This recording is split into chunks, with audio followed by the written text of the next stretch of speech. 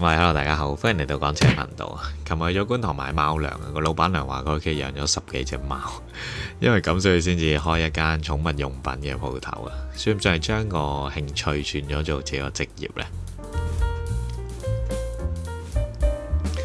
好啦，今次講一個400尺嘅新十字居屋啊，即係舊嗰啲居屋啦。咁其實之前出過2次㗎呢個職，咁今次就第3次出，所以就前面2集都算講得幾清楚佢嗰個結構。因為呢類新居屋呢，即係唔係呢類舊居屋呢個結構係比較複雜啲嘅。佢個廁所廚房我自己覺得係比較容易啲去左右調嘅，因為佢本身啲渠呢係喺晒廚房嗰邊，咁但係個廁所呢就反而去咗出面嘅，咁所以今次我同樣都係會將個廁所改翻去同啲渠放翻埋一齊咧，即係個廁所廚房會左右調轉咗嘅。如果想知多啲個結構呢，就不妨睇翻之前嗰2集啦。咁而呢類單位通常就2房設計啦，咁但係如果你2個人住，今次都係做翻一個2房，但係另外一間房呢，就係一個衣帽間或者係儲物房啊。所以其實就貨可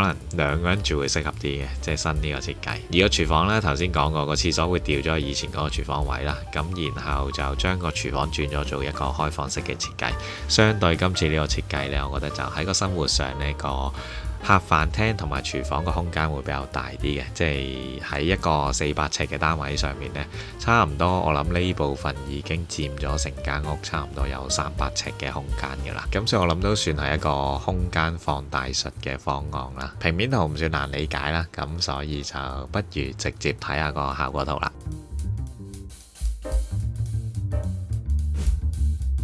嗱，首先門口入到嚟啦，其實正面呢有諗過做一個玄關位先嘅，即係一入嚟會係一排櫃擋住啦。咁但係我又覺得好似將個空間間細咗咁，所以而我本身喺個左手邊亦都有個衣帽間啦，嗰邊亦都其實可以做埋個鞋櫃咁，所以我又覺得好似正面又冇一個做鞋櫃嘅必要，咁啊不如直接取消埋嗰個櫃，做一個比較大啲空間咁出嚟啦。變咗你一入嚟呢，就已經係見到一個飯廳嘅位置啦，咁而右手邊呢，就係今次嘅廁所位啦，再行入去呢，你就會清楚啲見到我哋個客廳啦。客廳隔離呢，即係電視牆嗰邊啦，後面就會係今次嗰個衣帽間啦。有一隻玻璃門啦，我入邊就開咗燈嘅。咁有時我哋做一啲灰玻璃嘅門嘅話呢，入邊你放暖少少都唔緊要，因為其實你入邊如果唔開燈咧，基本上就唔會望得好通透嘅。入邊光過出面，你先會望得比較清啲嘅啫。咁而用咗玻璃門又更加清楚啲，見到嗰度會係一間房嚟啦，就唔似係就咁一幅牆身啦。今次個顏色上呢，我覺得就比之前嗰2個算係深色啲啊。咁最主要個分別就應該係喺個牆身嗰度，我今次用咗個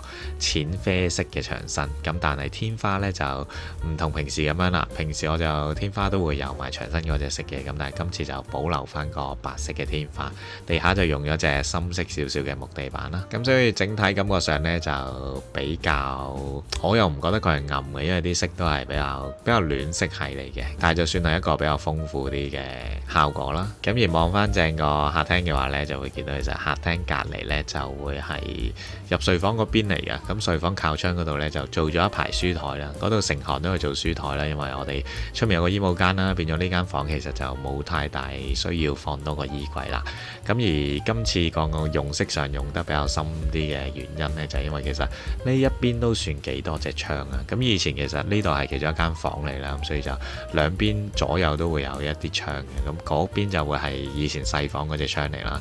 咁我哋打通咗嘅話呢，就變咗成間屋。我諗呢個客廳呢，都算係一個幾光猛嘅，即係好多光線都可以入到嚟嘅地方。我就不妨試下喺顏色上面用心少少都唔怕啦。咁要望翻去對面呢，我哋就會見到今次嗰個開放式廚櫃啦。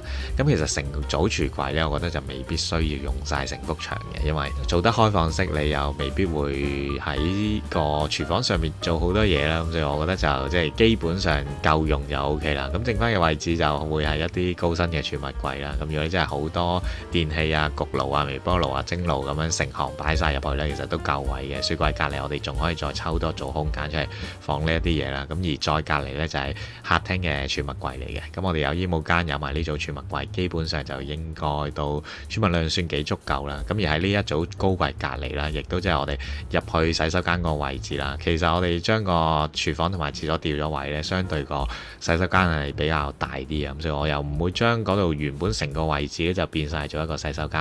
而入去個浴室之前呢，我就會再做多一個過渡嘅空間啦。嗰度就會係放埋個洗衣機喺嗰一邊嘅。咁而你見到個洗衣機嘅右手邊其實仲有少少位呢，我就希望都可以做到一組薄啲嘅櫃啦。嗰個就取代咗你可能翻到嚟嘅獅子櫃啊。咁當然佢唔係一個鞋櫃啦，即係太薄啦。咁但係就都可以俾你喺上面擺一啲鎖匙、電話、銀包嘅嘢啦。咁今次嘅設計呢，就以一個空間感為主啊。咁而房間就都算兩房啦，即係其中一個雖然係儲物房啦。之前一房同兩房都做過啦，咁所以今次算係做一個1.5間房啦。咁希望呢個單位嘅人可以有多一個參考啦。今次嘅分享嚟到呢度先，中意嘅俾我 like，亦都可以介紹埋俾你嘅朋友睇，仲可以 follow 埋 IG，多謝大家。